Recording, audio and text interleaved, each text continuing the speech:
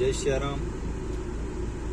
इस दुनिया में बेटा भाग्य से तो बेटी सौभाग्य से प्राप्त होती है। जब भी पिता के ऊपर संकट आए उससे पहले बेटी पहुंच जाती है। ऐसे ही एक बहुत ही शानदार कथा बगड़ावतों की है। उसमें सवाई भोज महाराज की बेटी दीप कौर बाई का भी बहुत ही अच्छा एक व्यक्तित्व और एक वीरता पूर्वक उनका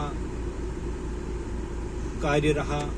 जब राणनगर के राजा दुर्जनसाल और बगड़ावतों के बीच जब युद्ध तय हो गया तो सबसे पहला सवाल ये था कि युद्ध कौन करेगा।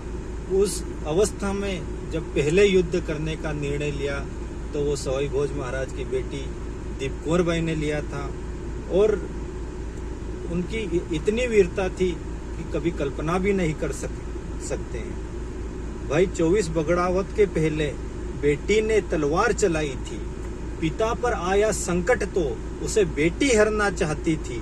जब चला राजा दुर्जनसाल संग उसके 80 लाख की सेना थी। बगड़ावतों का वंश मिटा दूं ऐसी उसकी नीयत थी। बगड़ावतों का वंश मिटा दूं ऐसी उसकी नीयत थी। उसने गोट नगर के पहले ही राण की सेना रोकी थी। सवार होकर 9 लखा पर रायला में तलवार चलाई थी। ऊंट हाथी अश्व सवारों को उसने खूब खदेड़ा था। लाखों सैनिक मार गिराए, सेना में हाहाकार मचाया था। 24 बगड़ावत तो बाकी थे, वो पूरी एक सेना पर भारी थी। द्विदिवस युद्ध देखकर दीप का स्वयं राणा ने हार मानी थी। भारत किया था उसने ऐसा, स्वयं जगदम्बा वहां आई थी मगर झुकी नहीं तलवार उसकी। वो वीर गुर्जर वंश की बेटी थी। जयमती ने योग माया से दीप का शीश उतारा था, फिर भी बिना शीश के लड़ी वो। पूरी सेना में खलबली मचाई थी। वो शीश गिरा था भोज के चरणों में तो दीप कौर भी क्या बोली थी।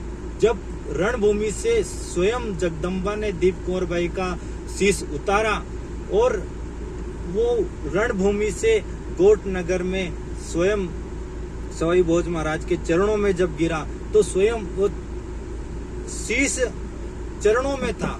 और सवाई भोज महाराज से क्या वो वाक्य था, भोज के चरणों में तो दीप कौर भी क्या बोली थी।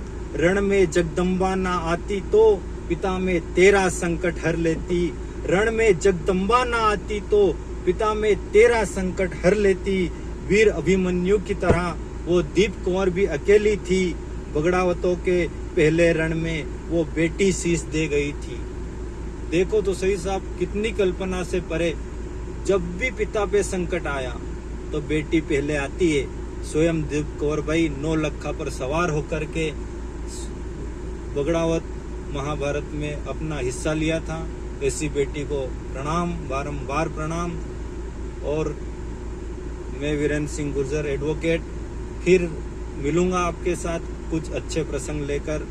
जय श्री राम, जय श्री देव।